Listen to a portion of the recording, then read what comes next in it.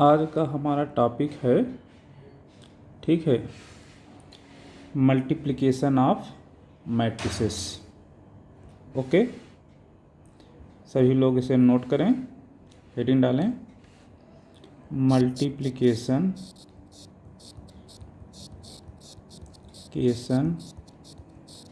Of matrices. आज का topic ये है आपका। ओके, तो सबसे पहले आप ये समझें कि आपके पास टू मैट्रिक्स हो, ठीक है, यहाँ मैट्रिसेस लिखा है तो इसलिए आप टू मैट्रिक्स कंसीडर कर लें और उनका आपस में मल्टीप्लाई कराएंगे। तो मल्टीप्लाई कब संभव है, कब पॉसिबल है, तो उसको लिखेंगे the product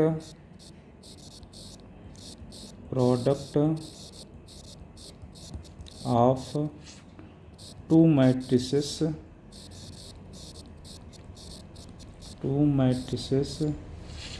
A and B. Matrix को कैपिटल लेटर से लिखते हैं। Two matrices A and B is defined, okay, if. कब डिफाइंड है आप इसको लिखेंगे। देखो कौन कौन से मैट्रिक्स हैं आपके। एक मैट्रिक्स ए है और दूसरा मैट्रिक्स ये है। क्या करना है आपको, इनका प्रोडक्ट करना है। ओके, इनका प्रोडक्ट करना है। ये डिफाइंड तभी होगा जब मैट्रिक्स ए का कॉलम, ठीक है, और ए में नंबर ऑफ कॉलम कितने हैं वह इक्वल हो जाए बी में नंबर ऑफ रो के। इस चीज़ को आप लिखेंगे। ओके, इफ़, जो अभी भी हमने कहा इसी चीज़ को लिखें। If the number of columns किसके कॉलम, ऑफ फर्स्ट मैट्रिक्स यानी ए का, of A is equal to the number of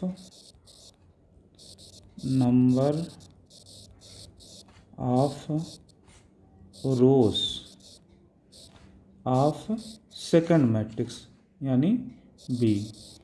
यदि ऐसा है तभी जाकर ए और बी का प्रोडक्ट डिफाइंड होगा, ठीक है। यदि यहाँ पर तुम देख रहे हो लिखा गया है the product of two matrices A and B. इसको डिनोट कैसे करोगे बेटा जी, इसको ऐसे डिनोट करोगे ए बी से ऐसे। यदि आप बोलोगे the product of two matrices A and B तो उसको ऐसे लिखेंगे। अगर आप बोलते हैं, यदि आप ऐसे बोलें द प्रोडक्ट ऑफ, ऐसे सुने, अगर आप ऐसे बोलते हैं the product of two matrices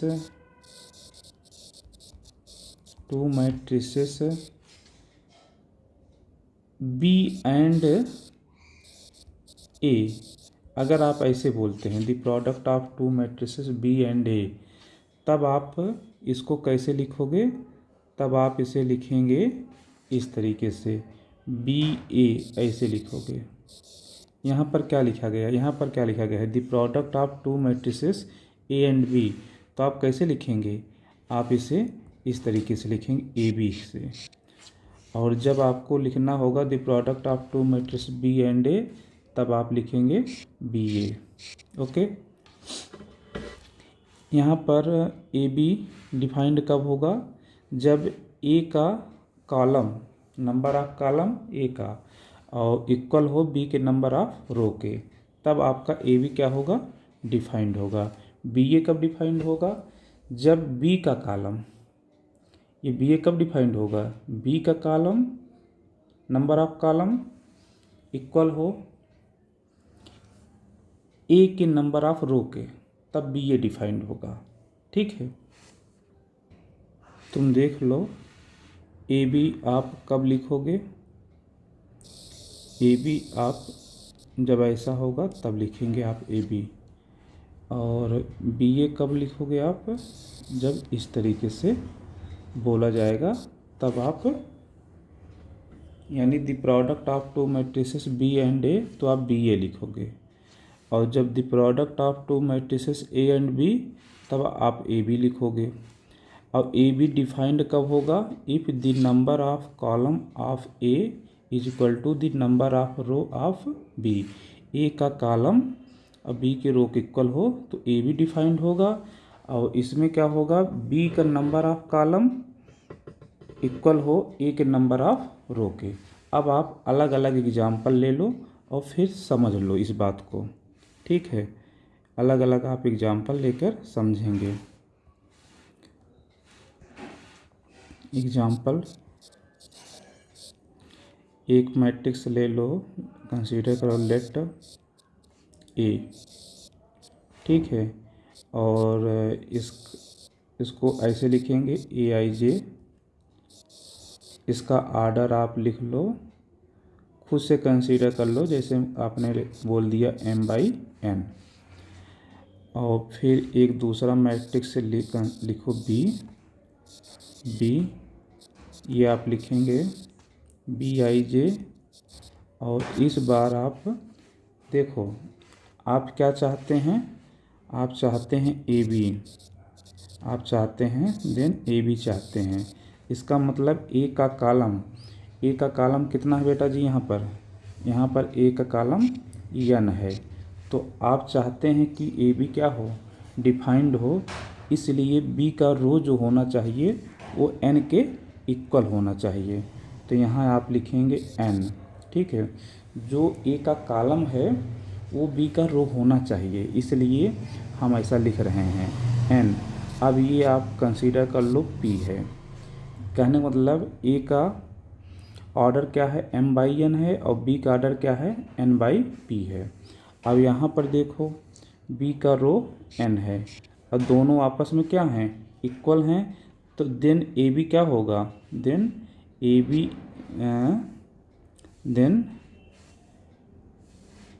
B is defined, then A B is defined, A B defined हो जाएगा। जब ए बी डिफाइंड होगा तो आपको एक नया मैट्रिक्स मिलेगा, ए बी जब डिफाइंड होगा एक नया मैट्रिक्स मिलेगा, जैसे उसे क्या बोलेंगे आप, कैपिटल सी बोलेंगे, और इस सी को आप लिखेंगे, इस सी को लिखेंगे सी आई जे। इसका ऑर्डर क्या होगा, जब यह एक मैट्रिक्स है सी के फॉर्म में आ गया है, तो एक नए मैट्रिक्स के फॉर्म में, तो जिसे आपने सी बोला है, तो वह मैट्रिक्स का ऑर्डर क्या होगा, वह ऑर्डर आप लिखेंगे, ए के रो लिखेंगे और बी का कॉलम लिखेंगे। तो ए का रो क्या है, आप ध्यान दें, ए का रो है m, और बी का कॉलम क्या है p, यही बनेगा यहाँ पर सी का ऑर्डर। तो यहाँ लिखेंगे आप m बाई p, ऐसे इस तरीके से आपका ए और बी डिफाइंड होकर ऐसा होगा। यदि ऐसा है, नंबर ए का कॉलम और बी के रो की इक्वल है, तभी जाकर डिफाइंड होगा, अदरवाइज डिफाइंड नहीं होगा। इस बात को आपको याद रखना है। ठीक है, अभी देखो, अब हम बी ए के लिए देखते हैं, क्या यहाँ पर बी ए डिफाइंड होगा, देख लो। बी ए के लिए यहाँ पर लिखते हैं B A, B and B A, ठीक है, is not defined, B A नहीं डिफाइंड होगा, ये B A is not defined. ठीक है। क्यों नहीं डिफाइंड है उसको भी आप देख लो, क्यों नहीं डिफाइंड है। तो जैसा कि आप जानते हैं डिफाइंड कब होता है, बी का कॉलम, फर्स्ट मैट्रिक्स का कॉलम, तो here number of column, number of columns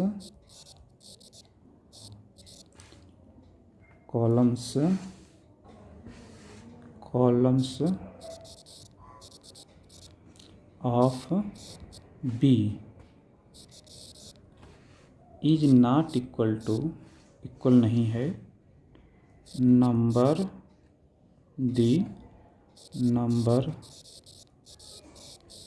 of rows of A. यहाँ पर फर्स्ट मैट्रिक्स बी है, सेकंड मैट्रिक्स ए है, तो फर्स्ट मैट्रिक्स का कॉलम इक्वल नहीं है सेकंड मैट्रिक्स के रो के।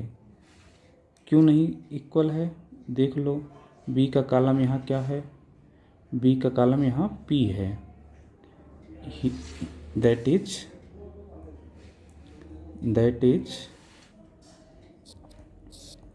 बी का कॉलम क्या है, पी है, और ए का रो क्या है, एम है, ए का रो क्या है, एम है।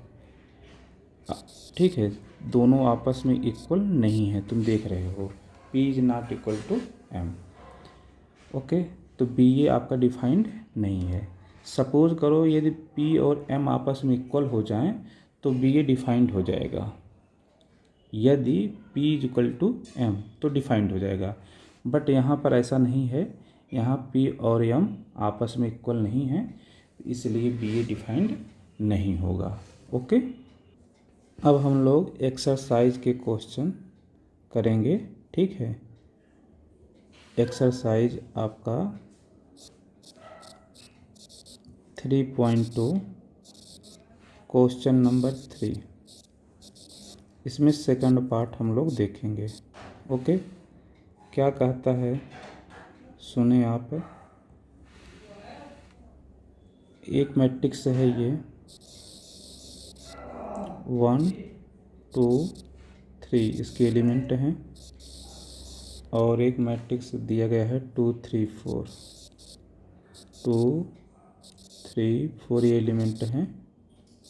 ठीक है,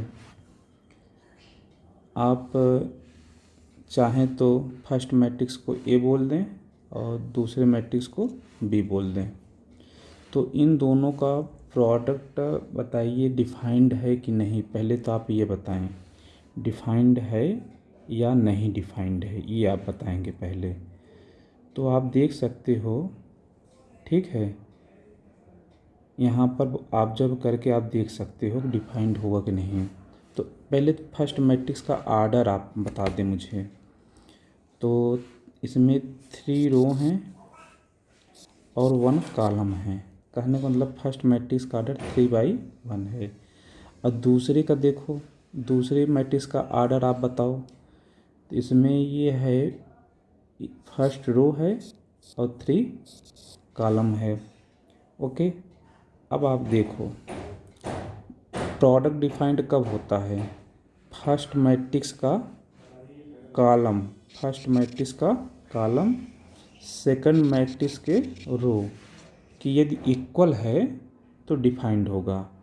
और एक नई मैट्रिक्स आती है, एक नई मैट्रिक्स आती है, तो यहाँ पर तो डिफाइंड है, क्योंकि फर्स्ट मैट्रिक्स कॉलम और सेकंड मैट्रिक्स रो के इक्वल है, डिफाइंड है। तो एक नया मैट्रिक्स आपका आएगा, एक नया मैट्रिक्स आएगा।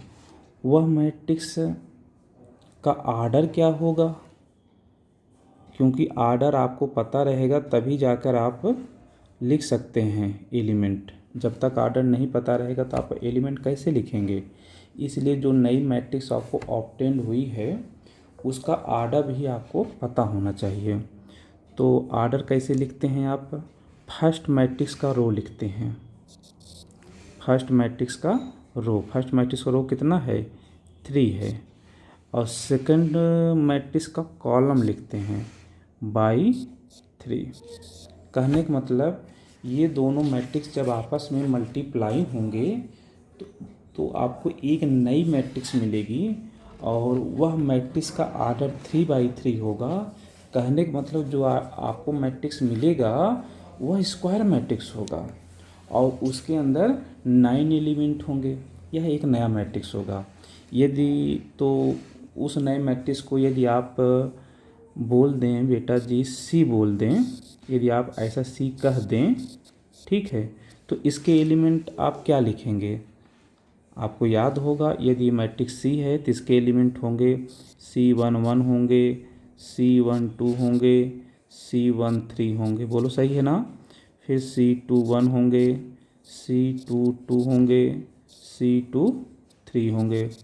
फिर थर्ड रो के लिए third column first row, C third row second column, फिर C third row third column.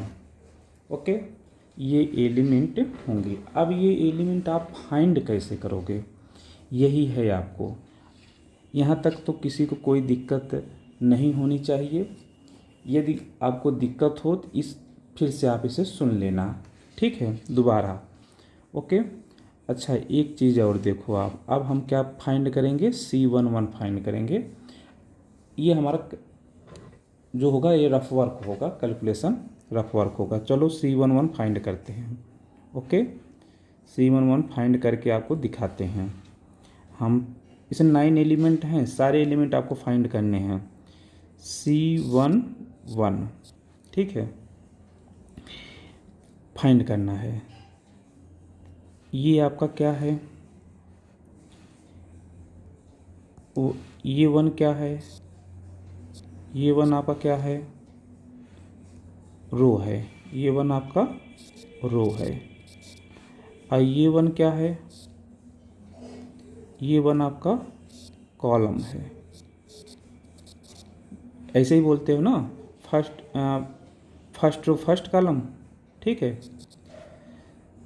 तो इस 1 को, इस रो को आप मैट्रिक्स ए से उठाएंगे। इसको आप, इस रो को यानी इसको आप फर्स्ट मैट्रिक्स से लेंगे, फर्स्ट मैट्रिक्स से, और इसको आप सेकंड मैट्रिक्स से लेंगे, सेकंड मैट्रिक्स से लेंगे, ठीक है। तो फर्स्ट मैट्रिक्स से आपको फर्स्ट रो लेना है।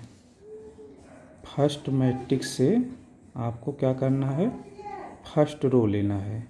ओके, ये फर्स्ट रो आप लेंगे, ठीक है। रो 1 लेंगे फर्स्ट मैट्रिक्स से। तो रो फर्स्ट मैट्रिक्स आपका ये है, इससे रो 1 लें आप। इस तरीके से ये आपका एक ही रो है और उसमें एक ही एलिमेंट है।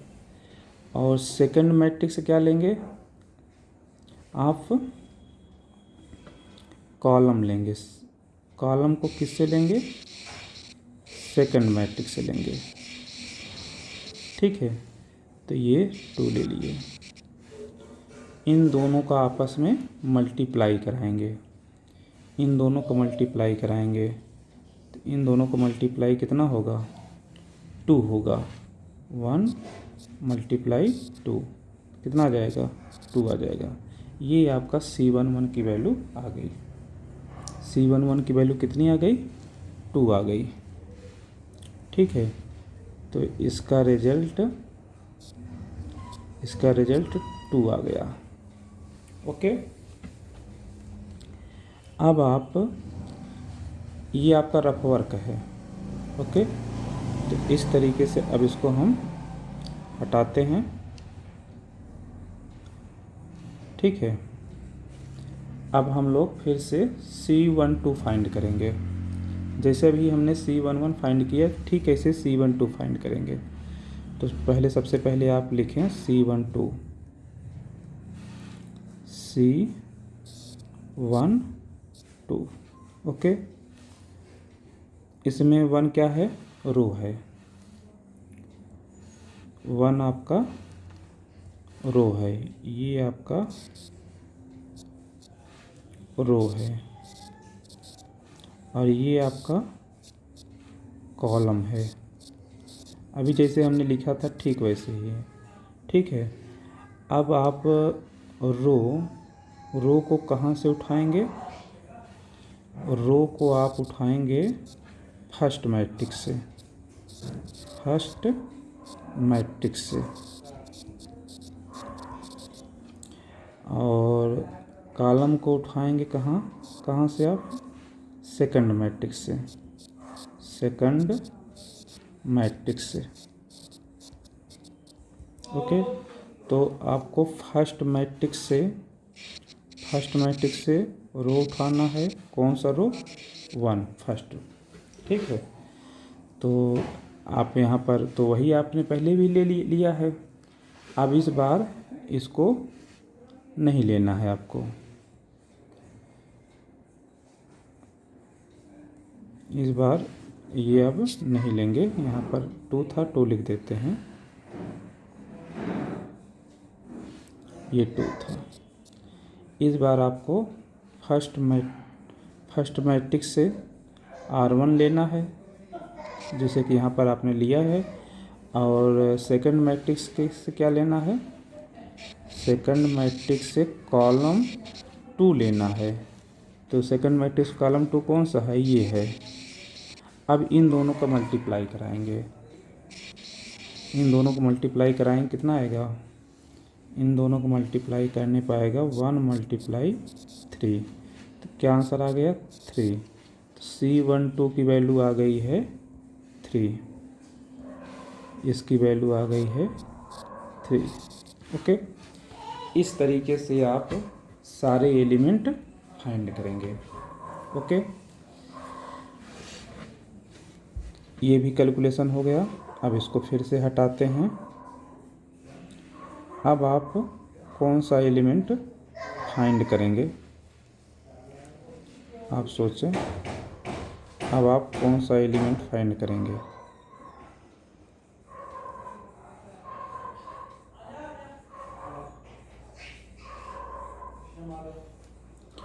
अब आप कोई भी एलिमेंट फाइंड करें, आपको सारे एलिमेंट फाइंड करने हैं। चलो इस बार अब हम लोग C23 फाइंड करते हैं। कौन सा एलिमेंट? C23, ये है C23। ठीक है, फिर से वही काम करेंगे। 2 क्या है आपका? 2 किसको बताएगा? रो को। 3 किसको बताएगा? कॉलम को। ठीक है, रो कहाँ से लेंगे? फर्स्ट मैट्रिक्स से, फर्स्ट मैट्रिक्स से। कॉलम कहाँ से लेंगे आप? सेकंड मैट्रिक्स से, सेकंड मैट्रिक्स से। ओके, चलो आप देखो,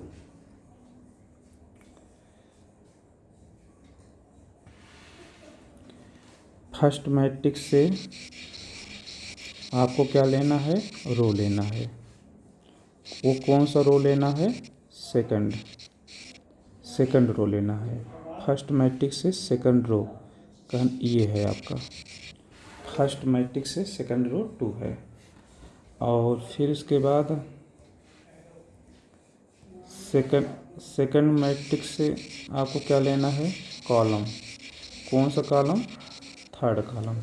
सेकंड मैट्रिक्स से थर्ड कॉलम लेना है, ये थर्ड कॉलम है। इन दोनों को मल्टीप्लाई कराओ। इसको ये पहले वाला है, इसको हटा दो। तो इन दोनों का 2 और 4 का मल्टीप्लाई कराओ, कितना आएगा? 2 × 4 कितना आएगा? 8। तो C23 की वैल्यू कितनी आ गई? C23 की वैल्यू आ गई है आपकी, इसकी वैल्यू आ गई है 8। इस तरीके से जितने भी एलिमेंट हैं सारे एलिमेंट आप फाइंड करें। हमने C11 फाइंड कर दिया, C12 फाइंड कर दिया, C23 फाइंड कर दिया। ओके, आप फाइंड करेंगे बेटा जी तो आपके एलिमेंट C11 जैसा कि हमने फाइंड किया 2 आया है, C1 2 3 आया है, C13 आप फाइंड करेंगे तो 4 आएगा, और C21 आप फाइंड करेंगे तो फिर से 4 आएगा, C22 फाइंड करेंगे तो 6 आएगा, C23 हमने फाइंड कर लिया है 8 आया है, C31 फाइंड करेंगे तो 6 आएगा, C32 फाइंड करेंगे तो 9 आएगा, C33 फाइंड करेंगे तो 12 आएगा।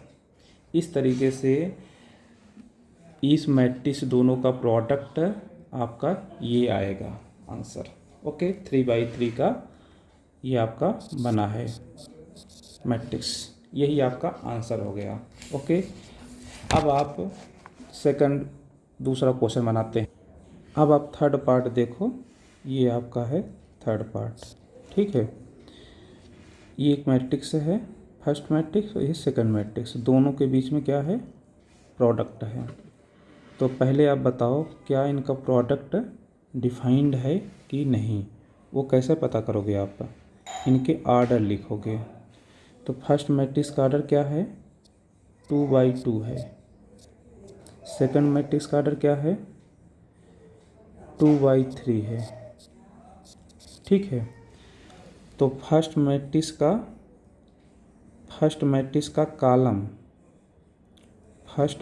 का कॉलम सेकंड मैट्रिक्स के रो के इक्वल है, इसका मतलब प्रोडक्ट डिफाइंड है।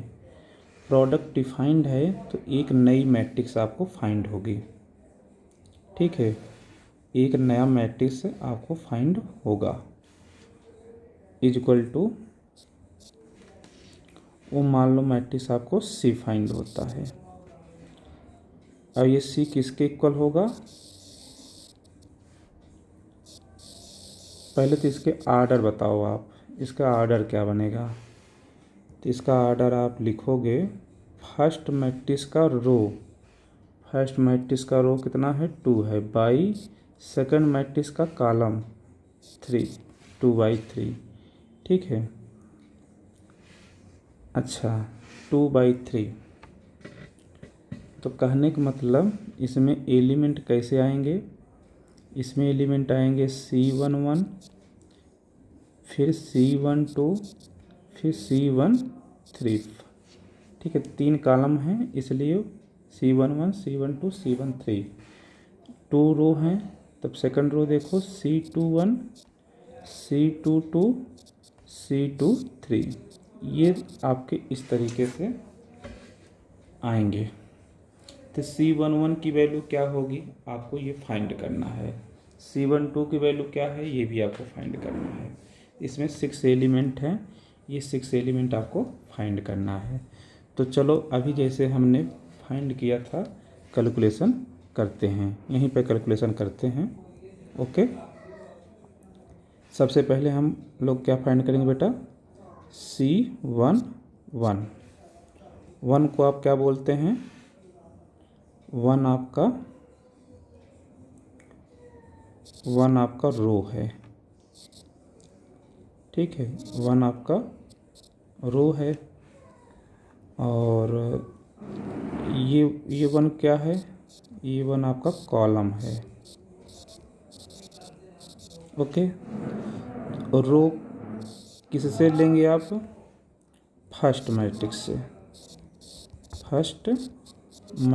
से रो लेंगे, और ये कॉलम किससे आप लेंगे, सेकंड मैट्रिक्स से। तो चलिए आप सबसे पहले फर्स्ट मैट्रिक्स लें, फर्स्ट मैट्रिक्स से रो आप लें, और कौन सा रो लेना है, फर्स्ट रो लेना है। फर्स्ट मैट्रिक्स से फर्स्ट रो लेना है, तो फर्स्ट मैट्रिक्स से फर्स्ट रो आपका यही है, बोलो सही है।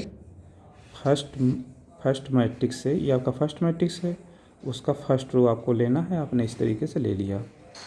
अब चलो फिर आप सेकंड मैट्रिक्स क्या लेना है, देखो सेकंड मैट्रिक्स से आपको कॉलम लेना है। कौन सा कॉलम लेना है, फर्स्ट कॉलम लेना है। तो सेकंड मैट्रिक्स से कॉलम लेना है फर्स्ट, तो ये आपका सेकंड मैट्रिक्स है, ये आपका सेकंड मैट्रिक्स है और फर्स्ट कॉलम आपको लेना है, ये है आपका first column. Okay, second matrix से कॉलम 1 आपको लेना है, आपने ये ले लिया। ओके, अब इसके बाद क्या करते हैं आप करेस्पॉन्डिंग, वहाँ पर इसके पहले वाले एग्जाम्पल में देखो केवल एक एलिमेंट था, तो आपने क्या किया था, मल्टीप्लाई करा लिया था, मल्टीप्लाई करके आपने आंसर दे दिया था। जैसे यहाँ पर देखो एक ही एलिमेंट था, 2 4 आपस में मल्टीप्लाई करके आंसर लिख दिया। लेकिन यहाँ पर देखो, यहाँ पर एक एलिमेंट नहीं है, फर्स्ट रो में कितने एलिमेंट हैं, 2 एलिमेंट है। फर्स्ट सेकंड मैट्रिक्स में जो कॉलम है उसमें भी 2 एलिमेंट्स है, तो इनको आपस में आप मल्टीप्लाई पहले कराएं। तो मल्टीप्लाई कराएंगे तो कितना बनेगा, करेस्पॉन्डिंग एलिमेंट का मल्टीप्लाई करना है, पहले लिख लेते हैं हम यहाँ पर 1 -2 और इसको लिख लेते हैं 1 और 2। इसका आपस में मल्टीप्लाई कराते हैं, इसका आपस में मल्टीप्लाई कराते हैं, तो ये मल्टीप्लाई करने कितना आ जाएगा, 1 आ जाएगा, ये कितना आएगा, -4 आएगा। अब इन दोनों को ऐड करते हैं, अब इन दोनों को क्या कर देंगे, ऐड कर देंगे। तो 1 + -4 क्या बनेगा, 1 + -4, ये आपका बन जाएगा 1 + -4 -3। तो C11 का आंसर आ गया है -3, इसका आंसर आपका आ गया है -3। ठीक है, ये C11 की वैल्यू आ गई -3। क्या करते हैं बेटा जी, फिर से यहाँ पर भी हम दिखा देते हैं, करेस्पॉन्डिंग एलिमेंट का मल्टीप्लाई कराते हैं। करेस्पॉन्डिंग 1 इसका मल्टीप्लाई इस 1 में कराते हैं और इसका मल्टीप्लाई इसमें कराते हैं, और फिर मल्टीप्लाई कराने के बाद सम कर देते हैं। जैसे कि यहाँ पर देखो, यहाँ पर सम किए हैं, मल्टीप्लाई करने के बाद क्या किए हैं, सम किए हैं। सम करने के बाद जो रिजल्ट आएगा वही C11 की वैल्यू होगी। ओके, ये हमारा क्या है, रफ वर्क है C11 फाइंड करने का। ओके, चलो अब हम लोग कोई दूसरा एलिमेंट फाइंड करते हैं। ये रफ वर्क आप हटा दें।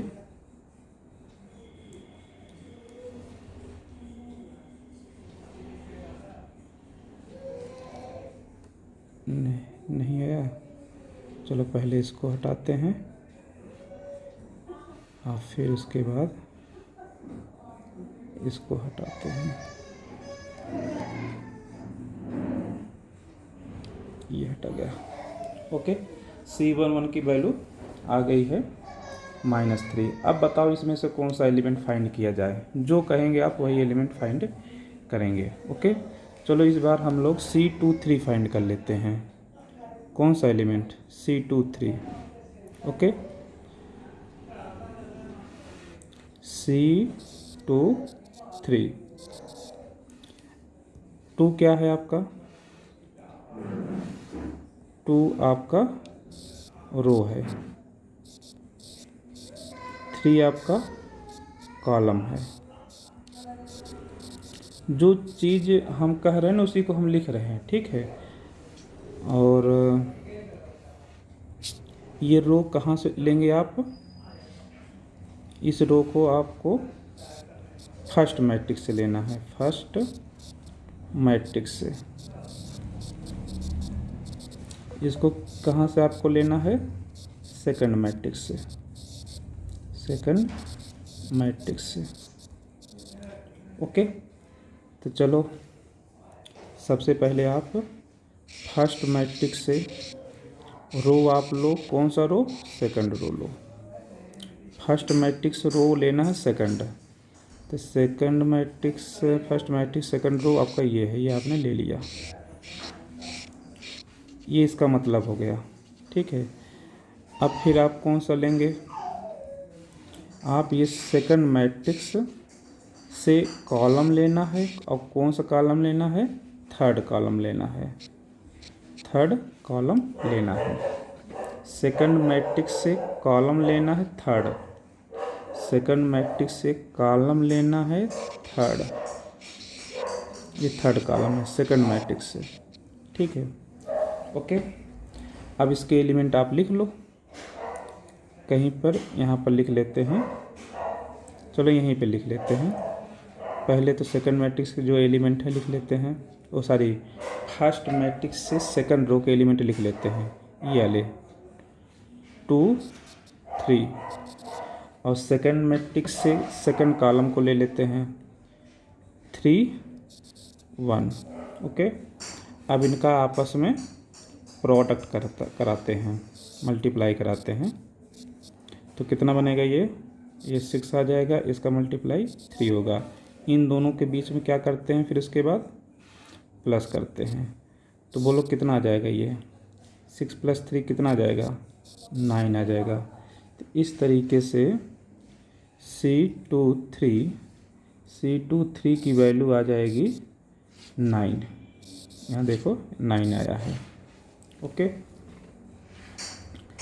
ये आपका आ गया है C11 -3 आ गया, C23 आपका आ गया है 9।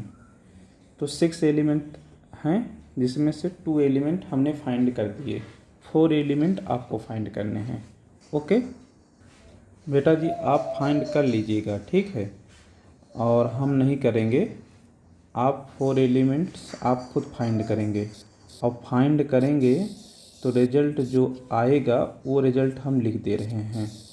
ओके, ये रिजल्ट आपका C11 का रिजल्ट हमने लिख दिया है -3, फाइंड कर लिया है, और यहाँ पर ये आपका आ गया है 9, और C12 आप फाइंड करेंगे तो ये -4 आएगा, और C13 फाइंड करेंगे तो 1 आएगा, और इधर से C21 आपका 8 आएगा, इधर से 13 आएगा, C22 13 आएगा। ये 2/3 का मैट्रिक्स आपका बन के तैयार हो जाएगा। यही आपका क्या हो गया, ये आंसर हो गया। ओके, तो आपको आज के क्लास में केवल हम आपको मल्टीप्लिकेशन करना बताए हैं, कैसे आप मल्टीप्लाई करेंगे, और 2 मैट्रिक्स का मल्टीप्लिकेशन डिफाइंड कैसे होगा, कब होगा, वो भी हम आपको बता दिए हैं कि फर्स्ट मैट्रिक्स का कॉलम सेकंड मैट्रिक्स रो के इक्वल है तभी जाकर डिफाइंड होगा, अदरवाइज कोई दूसरा कुछ भी बनेगा तो नहीं डिफाइंड होगा, ऐसा बनेगा तभी डिफाइंड होगा। और यहाँ पर ये जो है आपका, ये आपका रफ वर्क हमने करके दिखाया है, कोई भी एलिमेंट फाइंड करना हो तो आप इसी प्रोसेस को फॉलो कराएं, आपका रिजल्ट आ जाएगा। जब आपकी ये प्रैक्टिस हो जाएगी तो आपको ये रफ वर्क लिखने की नहीं ज़रूरत पड़ेगी, आप डायरेक्ट आंसर लिखना स्टार्ट कर देंगे और फटाफट आंसर आप लिख लेंगे। ओके।